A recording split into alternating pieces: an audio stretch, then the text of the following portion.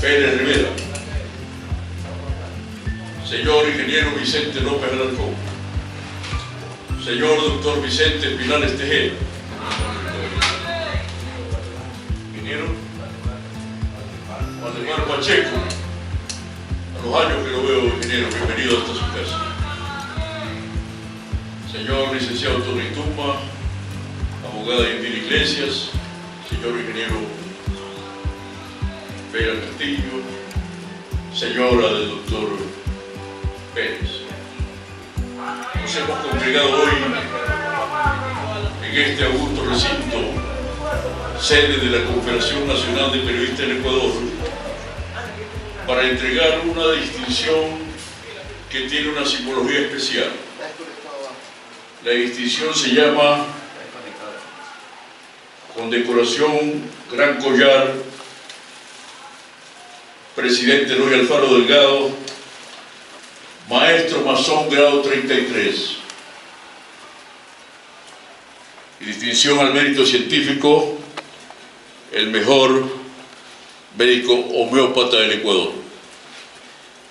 Antes de cumplir este honrosísimo encargo institucional, permítanme dar lectura a un corto ensayo publicado en mi libro Eloy Alfaro Libertador en el 2011, que en uno de sus 100 capítulos se titula Alfaro y la masonería. Los grandes acontecimientos sociales de la humanidad fueron motivos de sus apasionadas lecturas para el entonces joven Eloy Alfaro Delgado. La independencia de los Estados Unidos, liderada por George Washington, sus antecedentes y pormenores de resistencia, motivaron su curiosidad por adentrarse en el conocimiento de los personajes de esos extraordinarios hechos históricos, y pudo comprobar que la Declaración de Independencia francesa y americana fue fragada por prominentes masones que para el efecto se habían organizado suficientemente. En Francia, la cofradía de constructores tuvo entre sus miembros a personalidades como Voltaire, Rousseau, Condorcet, Víctor Hugo, Gambetta, Danton, Marat, Alejandro Dumas, Napoleón Bonaparte, Emilio Solá, etc. Adelante, ingeniero fraterno Mario Iglesias. En los Estados Unidos, con la prédica de fraternidad y unión, la mayoría de integrantes de la Convención Constitucional y los hombres más destacados de la Revolución fueron masones como Alexander Hamilton, John Marshall, James Madison, así como los principales generales Nathaniel Greene, Charles Lee, John Sullivan. El maestro indiscutiblemente fue George Washington. En sus profundas meditaciones sobre el futuro de la patria y de los pueblos de América, Alfaro buscó la protección del gran arquitecto del universo. Aprendió a amar al prójimo, las buenas costumbres, a hacer el bien por el amor al bien mismo, a conservar su alma libre y pura de todo reproche, a amar a los buenos y compadecer a los débiles, a hablar con ternura a los pobres y ser constructor simbólico de la ciencia y la virtud en base a la imaginación creadora, practicando los principios de libertad de conciencia y de cultos en la búsqueda de una filosofía educativa hasta alcanzar la afirmación de sus propias convicciones masónicas. Una vez contestadas sus íntimas reflexiones, hechas en incontables meditaciones al pie del cerro de Montecristi, se juramentó en la soledad infinita de su pensamiento acrisolado para identificarse con aquellos prohombres del mundo que serían símbolo a lo largo de toda su vida ejemplar, vidas tales como Federico el Grande de Prusia, Mozart, Beethoven, Wagner, Benjamin Franklin, el conde Lafayette, Thomas Jefferson, Abraham Lincoln, Américo Vespucio, Leonardo da Vinci, Emilio Castelar, el libertador Simón Bolívar, Benito Juárez, Madero, José de San Martín y Antonio José de Sucre, todos ellos ilustres masones.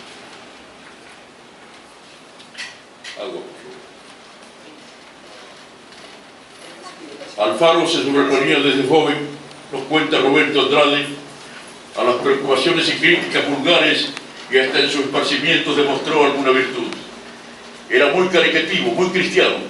Su libro de consulta fue siempre el Evangelio y relata lo sucedido el Jueves Santo de 1878 en Guayaquil, cuando cada uno de los 12 personajes de la cena debieron concurrir acompañados de un pordiosero. compartiendo ese banquete junto a la esposa Anita, concluyendo que la escena fue conmovedora y tierna. La conciencia de uno es el pleno conocimiento de la moral y la solicitud de observarla, sin otro mandamiento en otros, es cualquier religión positiva, cualquier creencia en lo prenatural o sobrenatural, más o menos discutible. En la mesa ponga el otro vasito al doctor Pepe.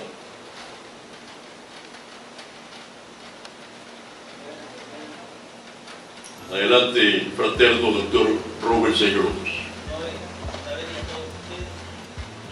José Peralta, Miguel Valverde, Juan Montalvo, Luis Vargas Torres, Luciano Coral, Ulpiano Páez, Medardo Alfaro Paredes, su hijo, Flavio Alfaro, Manuel Serrano, entre otros incontables pensadores y militares, compartían con Alfaro tan profundas meditaciones sobre las acciones políticas de los estadistas, reformadores, revolucionarios y patriotas. Ingresa en Guayaquil Alfaro a la logia simbólica filantrópica de Guayas.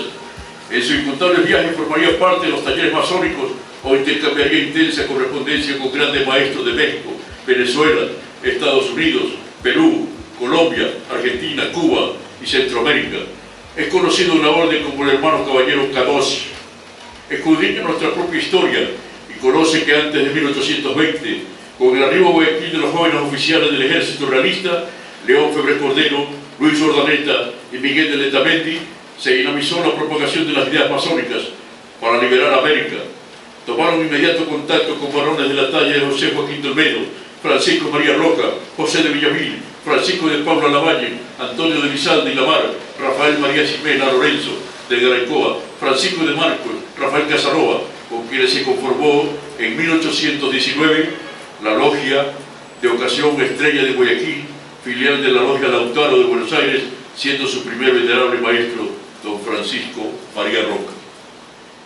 De este taller masónico surgió la fragua de Vulcano, con el consiguiente triunfo del movimiento revolucionario del 9 de octubre de 1820, consolidando así la independencia de Guayaquil. Vicente Rocafuerte Bejarano, jefe supremo del Ecuador, del 10 de septiembre de 1834 al 22 de junio de 1835 y presidente constitucional del 8 de agosto de 1835 al 31 de enero de 1839, fue uno de los personajes políticos que tuvo una marcada influencia en el caudillo liberal. Rocafuerte fue un hombre ilustrado cuyo inicio en la masonería se registra en La Habana, alcanzando distinciones y respetabilidad internacional. Rocafuerte fue embajador de México e Inglaterra, diputado a las Cortes de Cádiz, España, orador, escritor, periodista, diplomático y político de fuste. Estudió en Madrid y París, fue un estadista ilustrado que entregó sus mejores años a las nobles causas de la independencia de Cádiz, se irradió a América todo el ímpetu masónico de la época. Ya Alfaro se había identificado como contrario a los graves acontecimientos que limitaban la libertad y la evolución de la humanidad. Desde Puerto Viejo el obispo Pedro Schumacher lo denunciaba como hereje y masón, por lo que se evidenciaba su inclinación a la orden jamás desmentida por el caudillo liberal. En reuniones reservadas con amigos de diversos países, Alfaro analizaba el interesante contenido de la obra Manifestación de los Espíritus, de Allan Kardec, que tenía discípulos por todas partes. En la iglesia espiritista de Corinto, el viejo luchador participaba de sus sesiones, de allí el inmediato aviso que le dieron al concurrir la revolución del 5 de junio de 1895. En su último ejercicio del poder, y al declararse legalmente establecido e instalado con toda solemnidad el Supremo Consejo Confederado grado 33 del Ecuador, Alfaro recibió su distintivo reconociéndolo como ilustre y poderoso hermano, y así fue respetado con todos los honores en todos los continentes. En la prensa del nivel, órgano de la Gran Logia del Ecuador, edición de marzo de 1980, leemos: en el proceso ideológico de la República del Ecuador se proyecta una etapa inmarcesible que el vértigo del tiempo no ha podido eclipsar, destacándose por su límpida aureola que le da caracteres de grandeza capaces de inmortalizar un pueblo, de glorificar el ideal libertador que orientó la luz, la civilización de todas las rebeldías. En la etapa brillante del liberalismo radical, en que el sentimiento de los hombres late intensamente para crear un destino que es honra para el país, sumido por largo tiempo en la más despótica dominación teocrática. La significación de esfuerzo y cuyo amor por la libertad, a la cual ofrendó su preciosa sangre, alumbra los cielos de América como el sol en la extensión del firmamento. Alfaro, reguero interminable de luz, 5 de los 6 asesinados, arrastrados e incinerados el 28 de enero de 1912, fueron masones. Flavio Alfaro, Leandro Alfaro, Manuel Serrano, Luciano Toral y el propio Luis Alfaro. Y la masonería los unió hasta la muerte. Hay un importante capítulo en la historia ecuatoriana cuando el dictador García Moreno, que decía Dios soy yo, puso fuera de la ley a la masonería. Dice Alfredo Pareja Díaz Canseco en La Hoguera Bárbara que una de las más antiguas aspiraciones de Alfaro fue la de ser masón. Desde muy joven, y además de pertenecer al Partido Liberal, es indudable que su padre debió alertarlo sobre la masonería en España, y es evidente que debió haberse enterado de que en 1857, cuando Alfaro tenía solamente 15 años de edad, se fundó en Guayaquil la Logia Simbólica Filantrópica de Guaya con 17 miembros obreros, siendo entre ellos los más conocidos Antonio Neumann y el expresidente del país, José María Urbina, que libertó a los esclavos. En agosto de 1864, el recién llegado a Panamá, luego de su conflicto armado en contra del gobierno de García Moreno, Alfaro se inscribió en una de las logias masónicas locales a pesar de tener solamente 22 años. De seguro que fue en la Logia Rosa de América número 36, según criterio de uno de sus buenos biógrafos. Nada se conoce sobre la primitiva vida masónica de Alfaro, por el normal secreto que guardaban instituciones de esta naturaleza, pero si valiese recordar que en 1869 García Moreno puso fuera de la ley a la masonería. También es importante recordar que en diciembre de 1874 Juan Montalvo invitó a Alfaro por carta a asesinar a García Moreno. Don Eloy, en gesto pacifista y sin duda masónico, no aceptó la propuesta. En lo que conocemos durante los meses de abril y mayo de 1882, la Logia de Panamá apoyó económicamente a Alfaro para su campaña contra Vintimilla, al igual que lo hizo la Casa Comercial de Ramón Vallarino, familia que estaba emparentada por el lado de Arosemena con la esposa del caudillo maravita. Se ha calculado que alrededor del 40% del financiamiento de la campaña restauradora fue sobre la base de aportes de la Fraternidad Masónica de Panamá.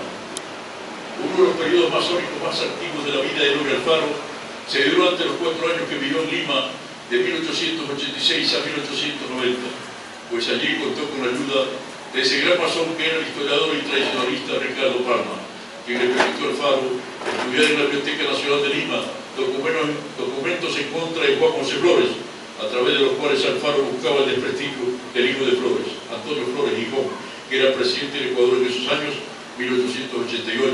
1888-1892. En junio de 1888, las logias limeñas celebraron ceremonias en aquella ciudad en homenaje al hermano masón Dr. Marcos Alfaro Delgado, hermano del caudillo liberal, quien acababa de morir en Guatemala, al parecer de manera trágica, fue envenenado.